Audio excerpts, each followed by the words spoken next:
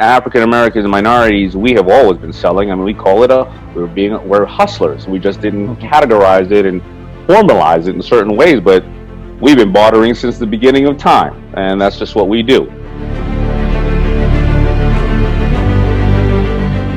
By aligning with these diverse suppliers, it allows us to expand our depth and our breadth of assortment, which enables us to meet the needs of the ever-changing customer base. At Dollar General, what we're trying to solve for is how do we be stores of the community versus stores in the community.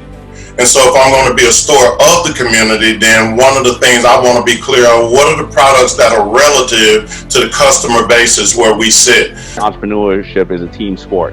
And the same as Dr. Battles said, you know, they look at the retailer one way, but they don't understand the retailer also is concerned and is being considerate of what is in your best interest as well, because if business goes bad for either one of you, nobody wins. You have to have someone on staff, right, that's head of supplier diversity.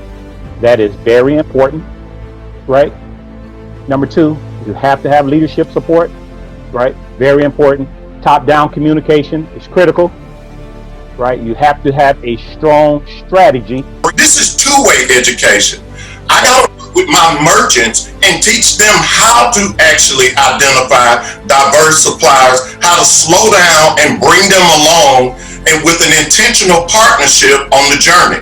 And then from the flip side, I got to make sure that diverse suppliers have done their homework and they understand what the fit is. And then it's those external partnerships like we've done with, ECRM and creating platforms with RangeMe, having diverse suppliers come in, submit products. Now, what we want to do is, I'm a firm believer that the behaviors you reward are the behaviors that people will repeat.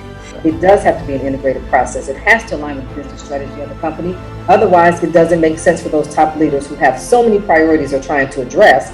And if they don't know how this is going to impact the bottom line, then it's not going to be meaningful and value add to the company. I think there's the two things that need to get the vendors up and running in the proper way is definitely a tight supply chain, and they know that they can deliver the goods on time in the way they need, and being able to open LCs the proper way and know that they're protected in delivering. And then also the financing is always going to be important. The starting point is, are you certified before we can even have a conversation? If you don't have that certification, then again, you don't have a ticket to be damned. If you don't have your team fully engaged, or the full team engaged, then you lose, because you're losing out on talent, you're losing out on thought leadership, you're losing out on innovation. There is a reason why you want to have all these different people with the ability to give input, because that's how you get the best and creative ideas to the table. Us as retailers, we have an obligation or commitment, in my opinion, to help these diversity suppliers survive. In order to build something special, there's a couple of things you gotta have. I gotta have direct access to the board, check. I gotta have a direct line of communication back and forth with the CEO, check. My chief people officer has to be aligned and be a phenomenal partner and coming alongside me with the journey, check. So when I have those key components in place, then it's easy for me to have a conversation with our chief merchandising officer about how we want to develop a platform and be intentional about it. Sometimes things are going to go at a snail's pace, but you have to be patient, because it's all about sustainability.